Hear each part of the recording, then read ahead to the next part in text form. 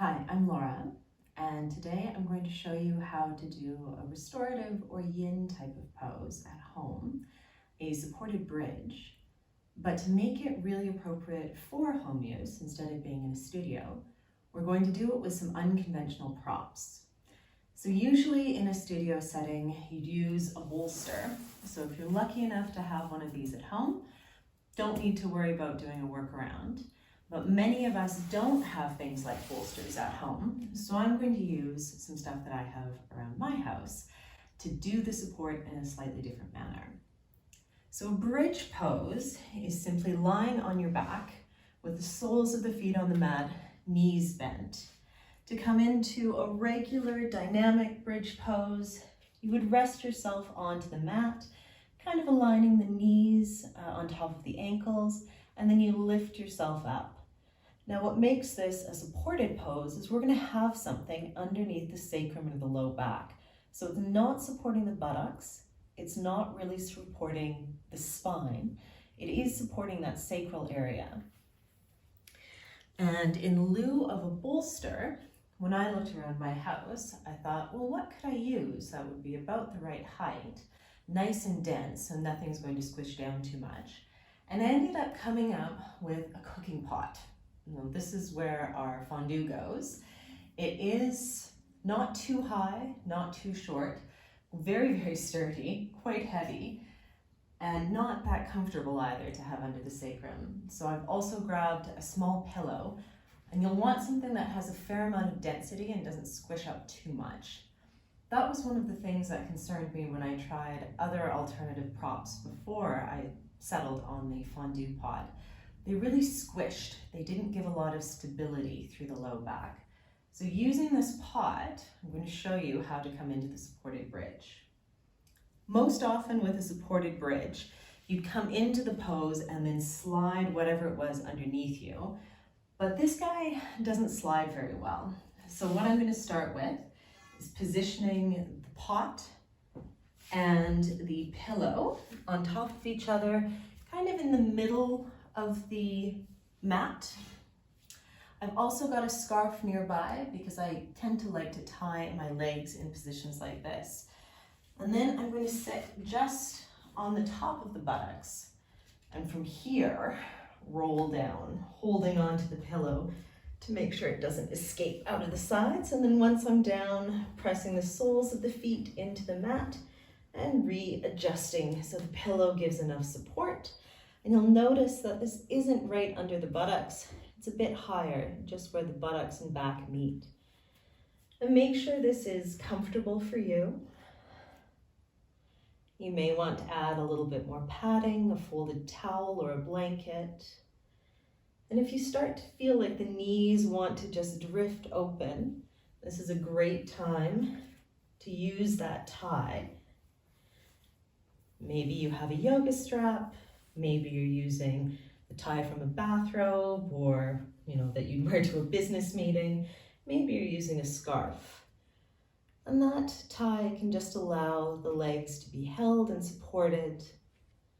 You'll want to readjust the shoulder blades to pull the shoulders away from the ears.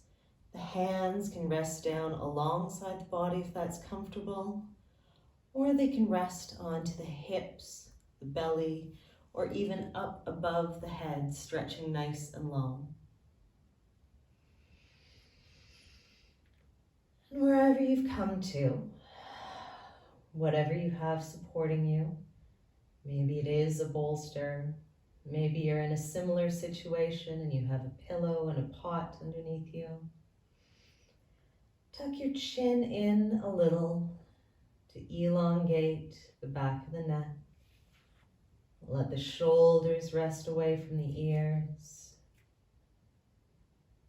Check in with the feet, the knees, the hips, allowing them to be parallel or whatever counts as parallel for you. Wherever this feels most comfortable, most supported.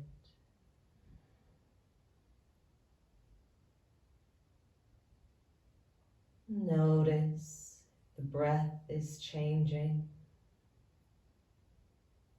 Maybe it becomes a little easier to take the inhalations all the way into the belly,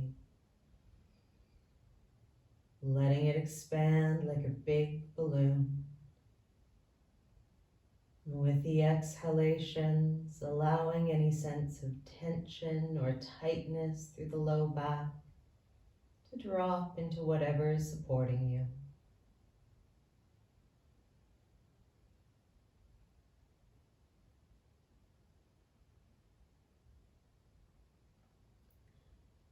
And this pose is a gentle inversion. So you may find that there starts to be a little bit more energy through the head, the shoulders, as the blood is making its way using gravity to help back to the heart, potentially also draining further into the upper body. And this can be a nice way to give the heart a bit of a break, simply because the heart doesn't have to pump so hard to get the blood to come back to it.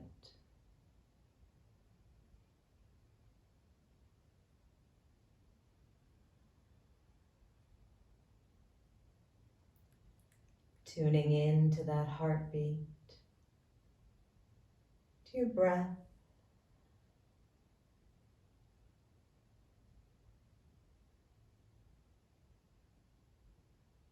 allowing a few more gentle exhalations,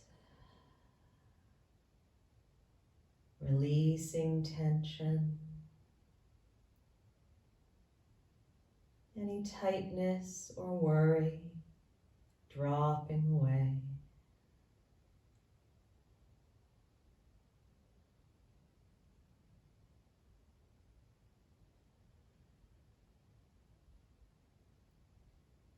I could quite comfortably stay here for another many minutes. So if you'd like to stay, you can always, of course, just press pause or ignore me as I guide you to come out. But if it's time for you to come out, brace yourself into the soles of your feet.